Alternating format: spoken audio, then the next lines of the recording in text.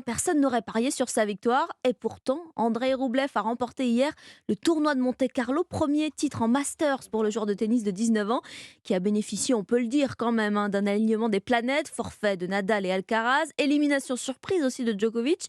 Monte-Carlo, c'était le premier grand rendez-vous sur terre battue. Colin Abgral, ça promet pour la suite de la saison.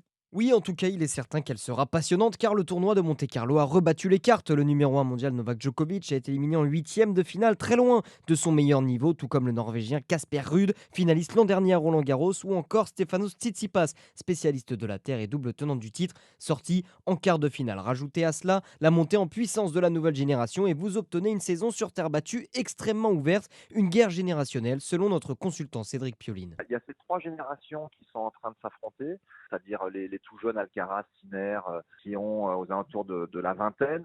Ensuite, les un peu plus vieux, Tsitsipas, Medvedev. Puis, j'ai envie de dire, les derniers survivants, que sont Djokovic et Nadal. Donc, c'est excitant de voir ce qui va se passer.